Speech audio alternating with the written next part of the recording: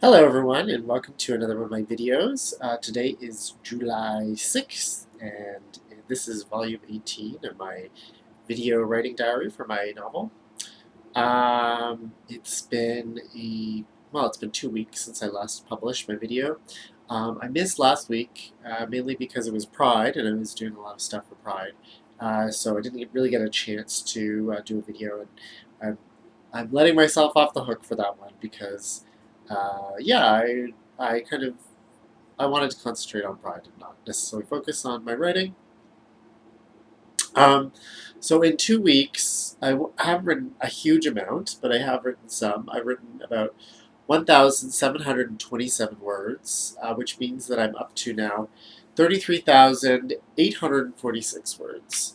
So, still progressing, not progressing as fast as I'd like, but I'm progressing. And I'm definitely in the middle of the book.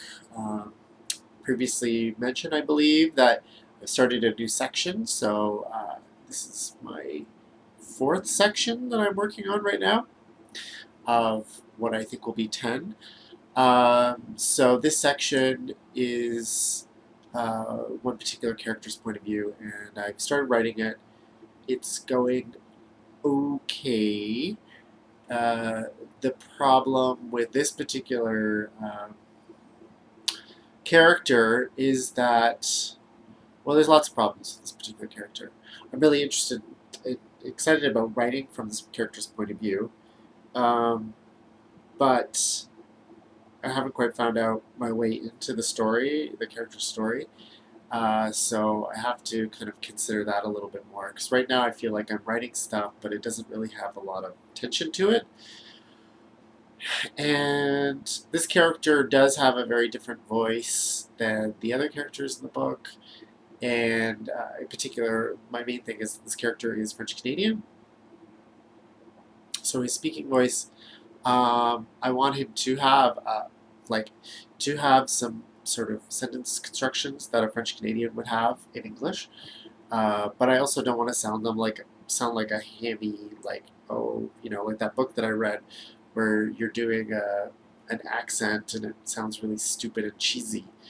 I don't want to do that, but at the same time, when your first language is not English, you tend to say words in a different pattern than someone whose first language is English, and I do want to kind of capture that. And I right now have no idea how to capture that. There's uh, just some things that I need to do to make that more to capture that properly. And in general, I just don't feel like I have a very good grasp on the voice. Um, yeah, so I mean, this is a bit of a struggle for me right now. And in general, I mean, you know, the middle of writing a project like this, such a huge project, is when you start to get into your need for stamina. And I think in general, a lot of very successful artists are the people who have a certain amount of arrogance about their writing or their ability or whatever thing they're doing uh, creatively, and uh, and I think you have to have a certain amount of arrogance about your creative ability, which for me I think is the hard thing that I find. I find it very hard to be like I'm not being uh, childish, but I'm not being like, oh, me, I'm not so arrogant, blah blah blah. That's not really what I'm saying. It's more that I actually kind of wish that I could be a little bit more arrogant about my work. And I find instead that when uh, when I receive sort of not as much positive feedback as I'd like, uh, I understand that it is. I understand that it's a bit childish to take any sort of negative feedback and think, oh, this means that I shouldn't be doing what I'm doing. But at the same point, it's when you are confronted by negative or not so enthusiastic feedback, and you don't have like kind of a wellspring of confidence, um, you things become a little bit more difficult. You become a little bit more self-critical, and you can start to really erode your ability to work to work well. And I think that's why arrogance can help. It really is like this energy that gets you through these difficult parts in a project. It makes you feel like you really should be completing it. I've been reading some more. I've been reading some literary magazine stuff because trying to I'm trying to see what the market really wants for things like stories and so on and so forth. And there's so much writing out there that at a certain point you go, wait, like, why should I even bother producing anything or trying to sell anything? Because clearly there's more than enough stuff out there. What exactly? How will my voice benefit anyone when there's so much out there? And if you have that arrogance that makes you feel like, oh well, I am better than everyone else, and my voice is important and should be heard, and therefore it should be out there. Whereas I think I'm naturally a person who, when they're confronted by competition or feeling like I have to compete with someone else, I instantly want to just stop competing. I get very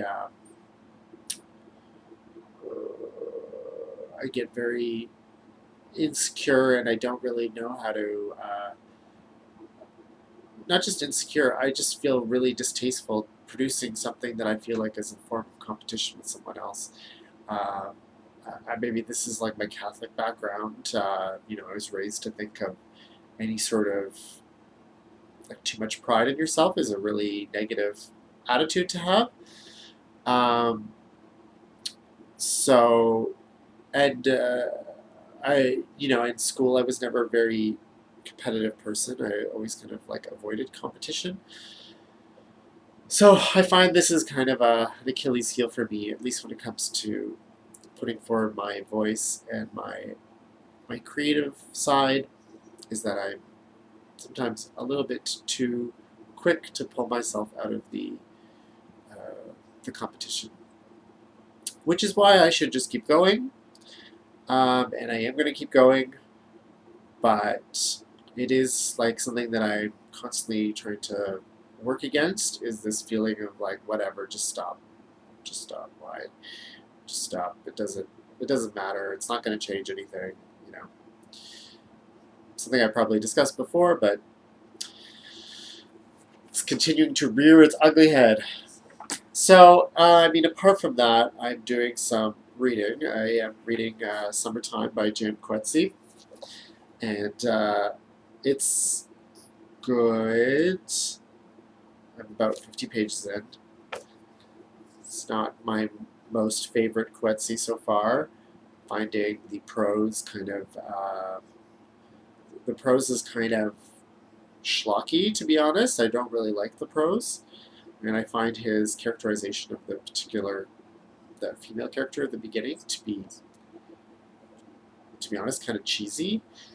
So, not really a glowing review for Matthew Harris at this point. So that's how I feel about Summertime so far. I'm going to continue reading it. It's pretty easy to read. Like, the one thing about Coetzee's prose is that it's pretty easy to read. I never feel like, oh my god, I have to go back to that book that, has no narrative or the prose is really dense. So that's good in that respect. And otherwise, I am trying to read more literary stuff, like at least stuff that's in literary magazines, because I have a few stories that I'm right now trying to get published, and it's getting a little difficult to publish some of these stuff. And in fact, I have a couple of stories out, and it's been like 6 months from a couple of literary magazines, and it's like, oh my god. I assume that they have just decided not to take them, because usually when it's 6 months, they usually just send a form letter at around that time. But my God, couldn't they send me a form letter like 3 months ago? And sometimes it just feels like, like you send it out and then it doesn't even. I don't even know sometimes if they even look at the stories really, if they even read them, or they're just basically the entire magazine might be filled out before they even get to choose from things that are in the slush pile. So I am looking at some literary magazine stories to see what exactly the people are publishing and why they are publishing it. Yeah, I don't know. Don't really have anything to report about that just yet. Um, and I guess the other thing that I'm kind of trying to think about lately is community. And, um, you know, I was in a master's program where I had a group of people that I worked with and I wrote with.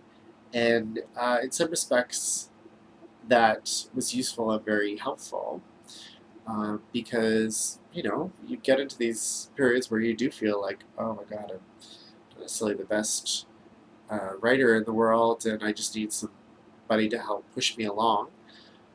But I don't know. I'm also terrible in groups. This is part of my problem with my whole competition aspect. So I'm also terrible in groups in that I often resist being in groups, and as soon as I feel like a group is developing around me, I instantly want to leave it. It's this anxiety that I have about being a part of something. I'm always afraid that the group will take over my independence and that I'll no longer be able to think independently or think in a way that I think is interesting and different. And I also sort of I guess, morally dislike being in groups because I remember how negative groups could be when I was growing up and a teenager, and I generally found that groups there was always this constant in and out section of being in a group, and I was always on the out. I was usually the person that defined another group because of the fact that I was excluded from it. So I that's why I'm terrible with groups. But at the same time, I kind of realize I need a group. I need support from other people who are going through similar things that I'm going through. So I think that's something I'm going to try to work on in the future and try to curate a group that I feel comfortable in instead of one that I feel try to overcome these feelings of anxiety and desire to run away. So we'll see. So hopefully this next week I'm going to do some more writing. I'm going to do more writing, but hopefully I'll do substantially more writing than I've done in the past 2 weeks because I'm kind of over the hump in some of the work that I had to do for my other jobs. So I'm hoping that I'll be able to actually work in the mornings as I plan. I always plan to do on my writing and then leave the rest of the day for my other work. So that's basically it. It's a lovely sunny day. It smells like skunk in here because the skunk apparently just died or something nearby, but apart from the skunk smell, it's lovely. And so I hope you have a lovely day. If you have any questions or comments or you want to give me any feedback, please do. Please leave me a comment in the YouTube comments or just send me an email. My email address is in the description box of this YouTube video. Otherwise, I will see you in a week. Bye-bye.